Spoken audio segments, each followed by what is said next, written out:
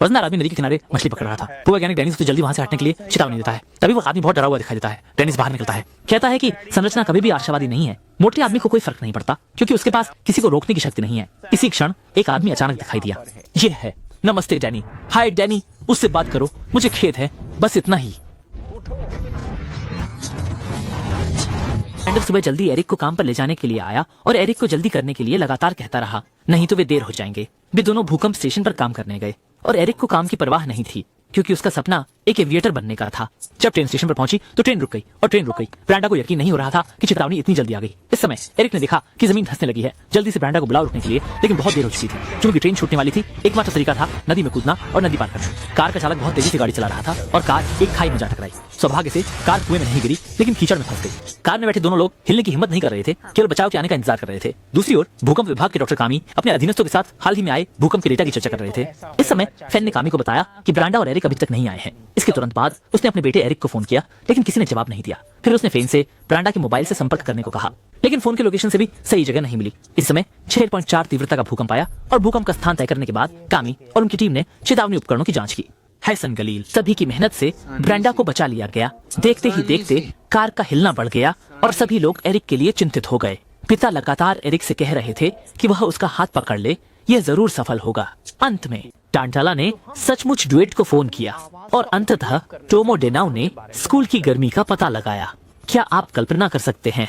ओह दोस्त, मैं यहाँ उसे यह बताने नहीं आया था कि वह भी उम्मीद करती है कि उस दिन वह एक संगीत जादू शो करेगी। और उसने सोचा कि चेंजुआन टेक्सास में है। अंत में गवर्नर ने सीधे कामी के अनुरोध को अस्वीकार कर दिया। इसके बाद ब्रेट हेलीकॉप्टर में टेक्सास पनडुब्बी हीट एनर्जी को बम से उड़ाने जा रहा था जब उसे सहकर्मी फेन का फोन मिला, जिसने ब्रेट को बताया कि वह जासूसों का तरीका है। अब हम क्या करें? हमें खदान का स्थान पता करना होगा। हमें खदान का स्थान जानना होगा। दृश्य के बाद ब्रेट ने छेद की स्थिति की पुष्टि की। कुछ देर काम करने के बाद ब्रेट ने अपने सहकर्मी से पूछा कि यह कितना गहरा था। पता चलने के बाद कि यह 1000 फीट गहरा है, उसने तुरंत बम लगाने और फिर भीड़ को क्षेत्र खाली करने की सूचना देने का निर्णय लिया। यकीन है कि मैं ये कर सकता हूं। यह सफेद है। वक्ता एक, अगर आप डेके को उड़ाते हैं तो यह एक अप्रत्याशित भूकंप का कारण बनेगा। लेकिन गवर्नर फिर भी अधीर थे। जब तक बड़ा भूकंप हुआ उन्होंने डर महसूस किया। बाहर की इमारतें गिरने लगीं। भूकंप के दौरान कई लोगों की मौत हो गई। काजुचो, चोंगकांग, वेनगक्वी, कपासी, रोगोवाक, शिजिगादी, पीसीजी, अटालो, झांग, कामिल, कासन और क्वोन, कुओ, टोंग, गुआंग, जो और टोंगयाओ। उस आदमी ने कहा जो मुड़ा, आओ मुझे दो ताकि मैं राज्य की स्थिति देख सकूं। तुमने दिन की रोशनी के साथ पहन लिया। सही, बम को जमीन के नीचे रखा गया था।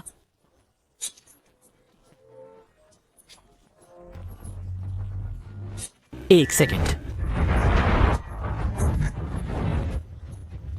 नहीं नहीं नहीं नहीं नहीं। जिनजे इस तटबंधी बांट से शहर को डुबाने वाला बना। अमेरिकी व्हाइट हाउस भी ढहने लगा।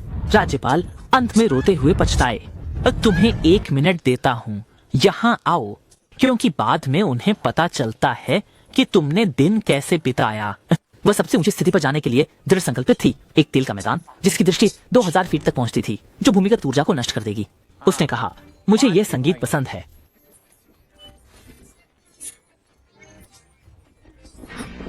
ठीक है।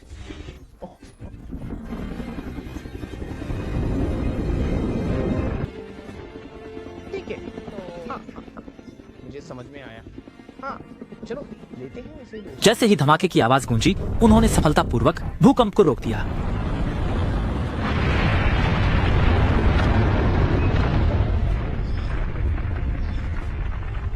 जिंदा है।